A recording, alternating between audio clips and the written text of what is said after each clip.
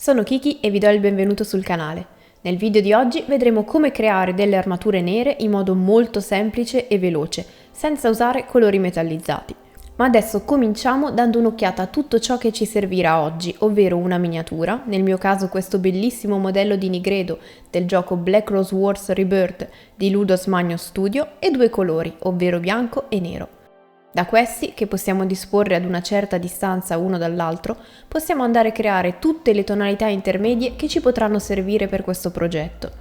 Sicuramente una al 50-50 e poi, perché no, almeno una più chiara e una più scura. Così facendo, nelle sfumature, che oggi saranno importanti meno del solito, saremo già più facilitati.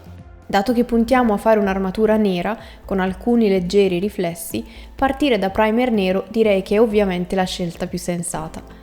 Alcuni primer però sono poco neri, magari perché sono molto opachi e tendono quindi ad essere più grigiastri, quindi in quei casi consiglio una passata di colore nero a pennello, oppure una seconda leggera passata ad aerografo con il colore nero e non il primer.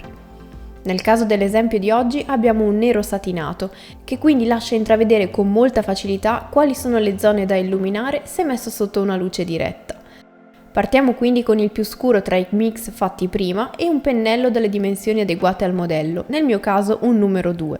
Segniamo quindi le zone che intendiamo illuminare, sempre lasciando delle adeguate zone scure che fungeranno da ombra. In questo caso però, a differenza di molti modelli in cui il volume veniva via via tirato fuori con le luci per dare struttura al tutto e far intuire il colore reale, in questo caso è importante che il colore reale dell'oggetto sia il nero e di conseguenza vogliamo creare solo alcune luci, più o meno intense, che creino contrasto con la base ma che non prendano il sopravvento. Quindi in caso di zone tondeggianti come la parte del petto cercheremo di creare ombre satinate e molto blande, mentre per profili sottili opteremo per luci nette e meno sfumate.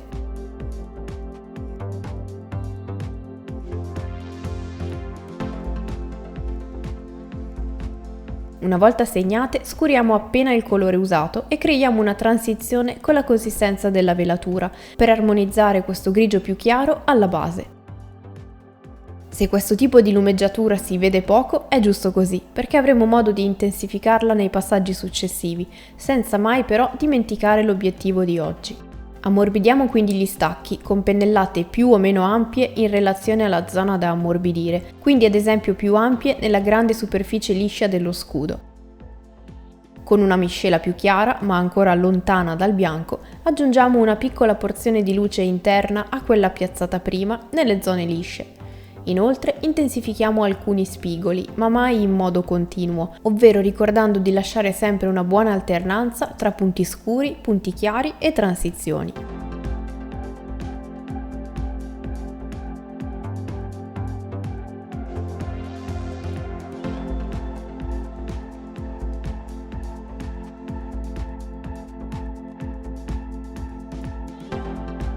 Su profili molto sporgenti è comodo usare il fianco del pennello e non la punta, in modo da riuscire ad essere più precisi con meno sforzo.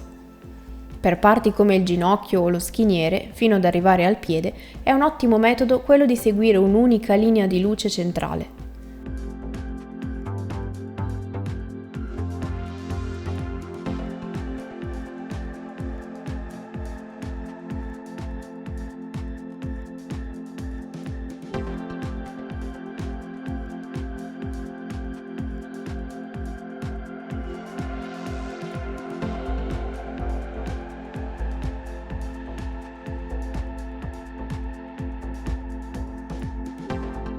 Come prima ammorbidiamo anche questi stacchi con il colore adeguato e se necessario, se ci accorgiamo magari di aver perso di vista le ombre, le reintensifichiamo.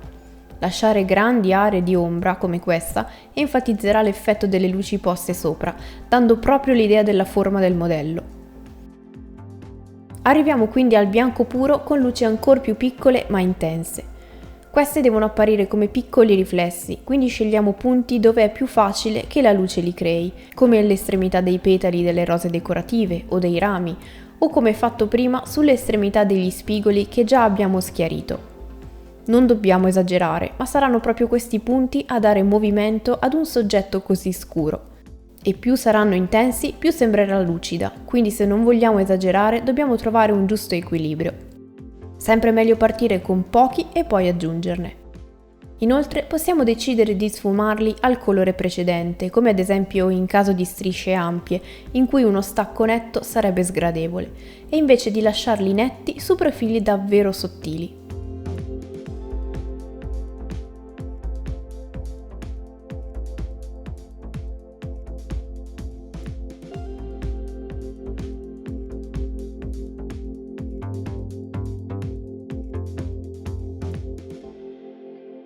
Come abbiamo già visto con la parte centrale dell'armatura e il contrasto luce-ombra, è una regola buona da applicare ove possibile, creando ad esempio nello scudo una transizione inversa tra le due sezioni.